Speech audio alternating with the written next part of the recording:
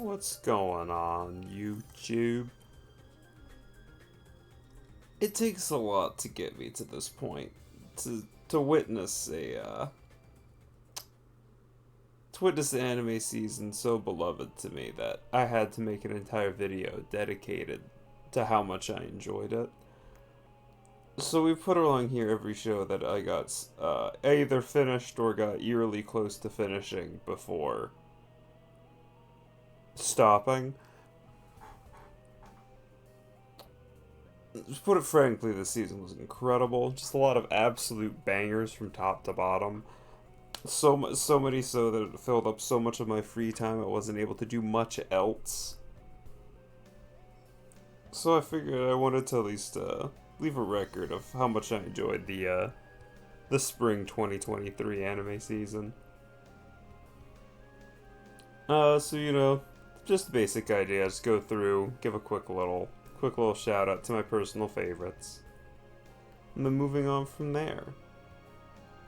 So this is pretty much the tier for things I stopped watching. I feel like anything you finish has to at least get a passing grade, and over here C isn't just quite frankly it isn't enough.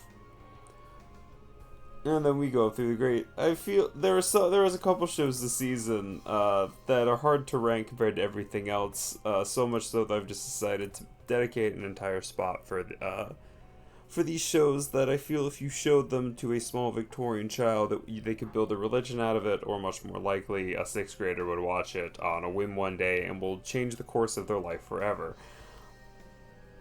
So I feel like it's pretty obvious we're just gonna. Some shows are better than all the others, and that's what Oshinoko is. Obviously, if you haven't seen Oshinoko, you just watch it. It's the first episode's an hour and a half long. From top to bottom, 100% nothing but straight banger from the beginning straight through to the end. 10 out of 10, no more notes. The other show we're gonna play here is Heavenly Delusions. Heavenly Delusions, very good. The show is very good. Not sure if you're aware of how quite good the show is. Again, top to bottom, nothing but bangers. Every episode brings in a new ideal, new different type of thought process, a different type of circumstance that could happen to arise in such a delicate, horrible situation. 10 out of 10, no notes. Show's really great, hope it comes back again. Would love to see how the story spits off from the end. Unlike both these shows, obviously, Oshinoko, while is confirmed to have a second season, Heavenly Delusions is not. But both their stories are not completed by the end of the show, but both are so incredible that you would be doing yourself a disservice if you do not watch either of these shows. Up next, we have Raeliana, the reason Raeliana lives in the Duke's Mansion, based off of a light novel of the same name. Presumably the light novel is a lot better than the show was, because the show was, quite frankly, just okay. This show is alright. It keeps your attention, had a good time every time I put it on, but I did find myself nodding off. Not exactly a raving review, but the show is good. I finished it, I had a good time, but I don't really find myself expecting a next season or happily anticipating one should it appear. So this is Kubo. Won't let me be invisible. Show was okay. Again, the show was a lot better. It started airing during last season before cutting off at around episode 6 and then picking up with all the episode 6 of everything you see around here. The problem was last season the show was one of the better shows, which made it that much more upsetting when I was coming back. I was excited to watch it again, and then I watched it and it's just below average compared to all the other shows like it this season. All the other romancy stuff, whether it be Tony Kaku or Skip and Loafer even, or both of these are the same. I don't know how this happened, but don't worry, both of them will go on the list because the show Dangers in My Heart was so good it gets to be on the list twice. Kubo, I just feel like it was in a rough place. It's very soft core, very fluffy. If you're into that kind of thing, it gives me a recommend. I would say it has shows like Raeliana are a little harder to come across, so it feels a little weird saying Raeliana or Kubo are better due to just how drastically different they are, despite both being in the romance genre. Move that in mind, it doesn't feel right putting in anything. Compared to everything else this season, the show just feels noticeably worse. And then we have Tonikaku Kawaii, also really good. This will also go in. I mean, the show is really good. Nasa is such a trancingly nice character. His wife is incredible. We've pushed out a little bit of the beginning romancy stuff and moving on to some of the more estranged parts of the plot related to this show. It's a fantastic time. The mysteries will keep you watching, but the way it presents all of its gags, all the actual romance depictions, is good enough that you won't ever feel like it's wasting your time. It's just a fantastic show. Then we have Clueless First Friend. This is probably highest of B tier. The show's just really nice. It never loses its tone, but that's also a little bit of its weakness. Pretty much, if you watch the first couple episodes, it pretty much keeps that exact stance on all of its character relations throughout the entire show. So little is done between our two main characters that when our female lead befriends the previously antagonized female character, it feels quite frankly incredible. And that feels like the show was about them the entire time, despite her only being on screen for about 4 episodes. But nevertheless, the show's very cute. The soundtrack was also really nice. I noticed it a lot. Just good, just solid show. Very good. Then this was reincarnated in the fantasy world for the second time. The show is not very good. Way too many things are introduced in rapid succession. It's hard to keep up with, in the sense that everything they throw at you, they expect you to just understand that there was a history here and that the details do not matter, despite the fact that these shows hinge on the details, and the more you spend in the specifics is what keeps these shows entertaining. Just would not recommend. It's like, if you really need something to watch, I feel like I could, but with everything else that was going on this season, all the other, especially in the fantasy type genre, this show, quite frankly, it got cut off relatively quickly compared to everything else. Then Demon Slayer. Demon Slayer was really good. It wasn't good as the Entertainment District, but it wasn't trying to be. It was just a great time. Every episode felt good. Didn't try to do anything that was a little too crazy compared to last season. I feel like some of the high-ranked demons died a little too quickly, but what are you gonna do? It was good. It was just extremely good. Like, the S tier is not an indictment. I'm not trying to downplay it. It was quite possibly one of the best watches. Maybe even, I would say some episodes of Demon Slayer were better than some episodes of Up Here, but everything surrounding these puts it over. Demon Slayer, if you reach season 3 of Demon Slayer, you obviously know you're going to like it. Then we have Spreading God's word in a religionless world. This show is very strange, but every episode I was very excited to watch. Every time I saw a new episode released, I was excited to see what stupid bullshit would be gifted to me this week. Big fan. I like shows that challenge what you traditionally see on screen. The fact that the show feels like it has a budget of $20, but it's not trying to pretend it doesn't have a budget of $20. The realistic, actual, just footage of a tractor, but with the anime character's faces superimposed over it, really gives the show a lot of charm. The characters feel insane, the world feels incredibly desolate, and it does not try to hide. The show does not try to make religion seem like a end-all, be-all good or evil of the show. Instead, it just comes across like it is. The whole idea of religion and godhood in the show feels like it is nothing but a tool to be used to control those around you.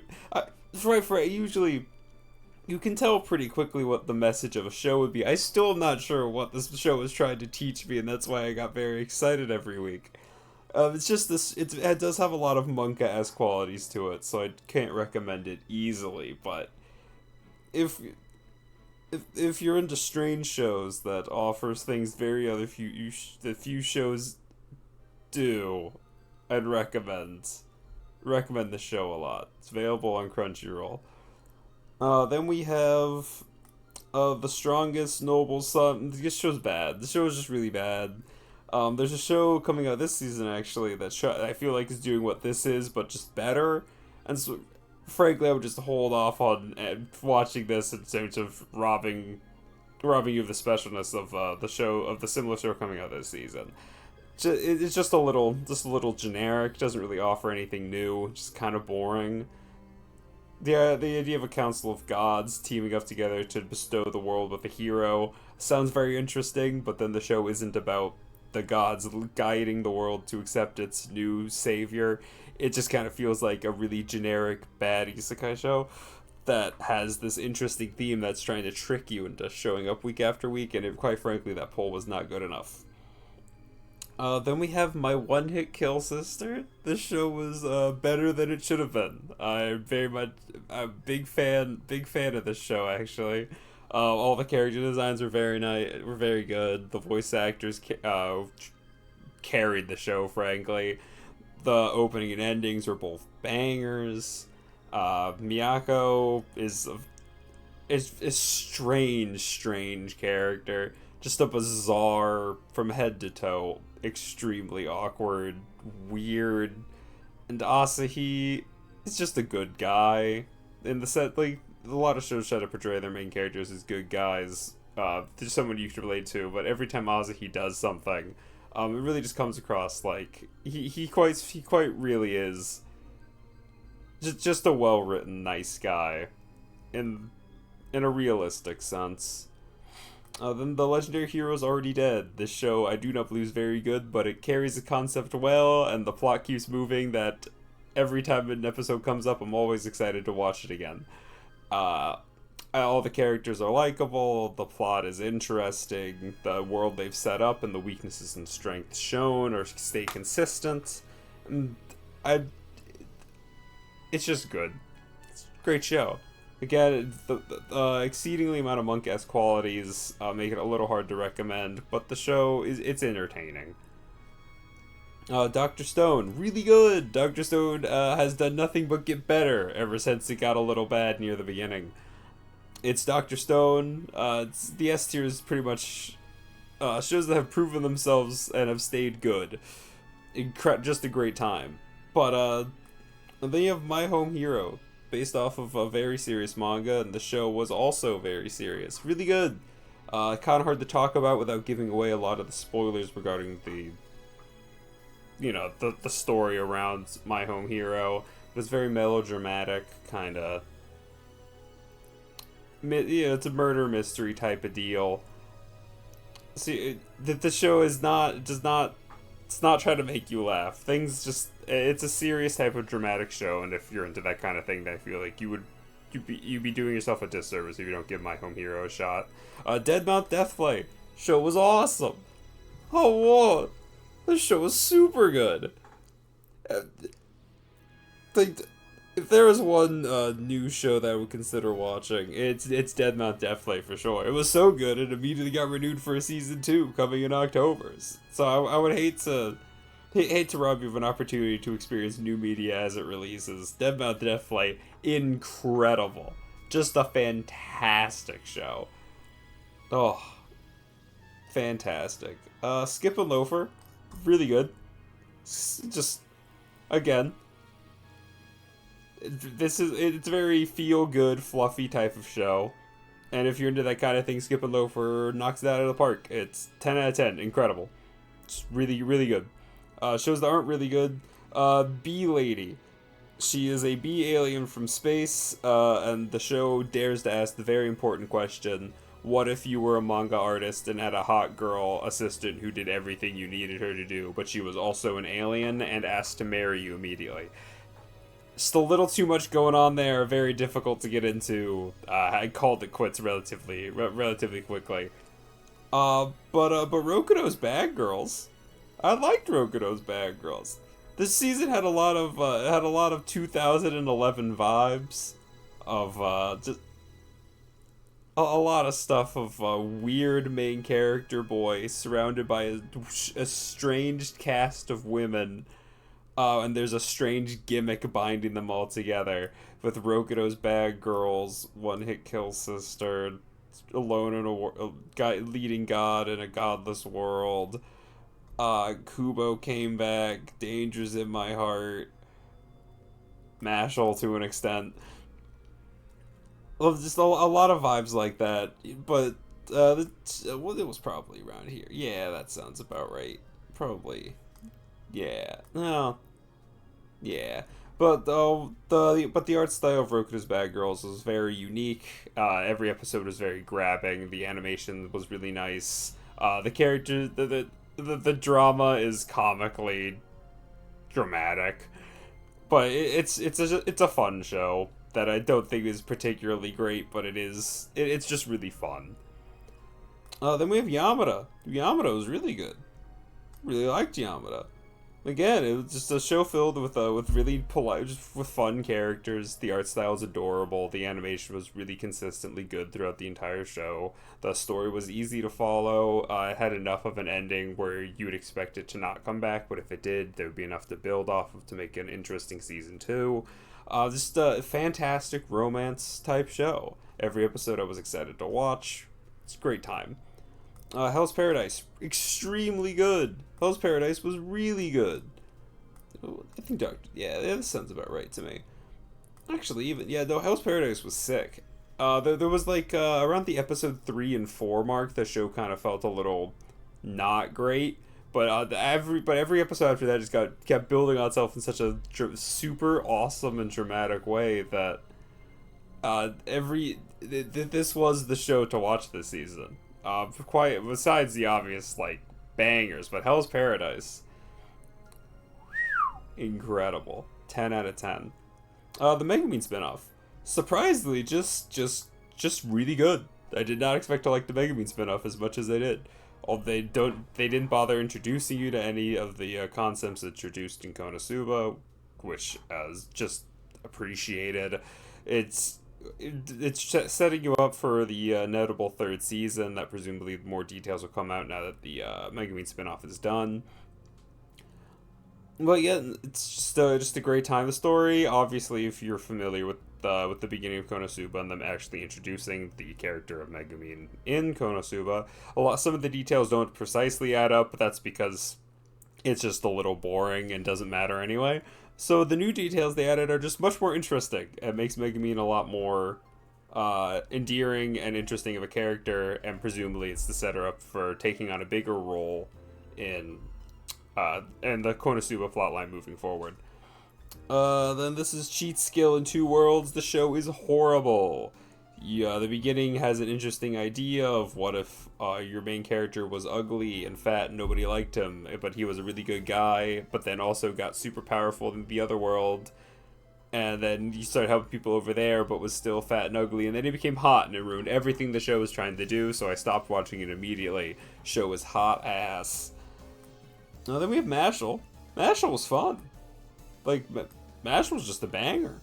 Like the show starts off a little weak, but it just turns into basically what One Punch Man kind of was aiming for, right? Just this breakdown of shonen, where every single villain introduces themselves with a 10-minute backstory just to get destroyed in one singular suplex or a single jab to the solar plexus. A fun time. Easy recommend Mashal.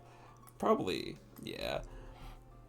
You just watch the show, you'll know if you like it. All the main characters are comically simple, which is half the point because all the villains are needlessly complicated. A banger all around. Okay, so this is these are both Dangers in My Heart. I don't know why there are two, but Dangers in My Heart are super good. I love Dangers in My Heart. This show is fantastic. I love the show. Every episode was more amusing and more entertaining than the last. The actual storyline between Ishigami and what's her name? Yamada. They have a very nice chemistry that plays off each other. You can see why these two would be drawn to each other. Uh, all the supporting side characters, all their classmates provide, and you can tell our main character does not have any other friends. The way he interacts with everybody who isn't Yamada, everything just about the show feels very realistic. It's just really good, really great. Could not recommend enough. This is Magical Destroyers. This show is bizarre because you start watching the show and nothing makes any sense. The show is hard to follow, hard to really understand what's going on at any point, and then you get to the ending and it somehow explains even less than what it was offering, which is really cool. But it's displayed in such a unique way that it's hard for me to try and diss it, you know?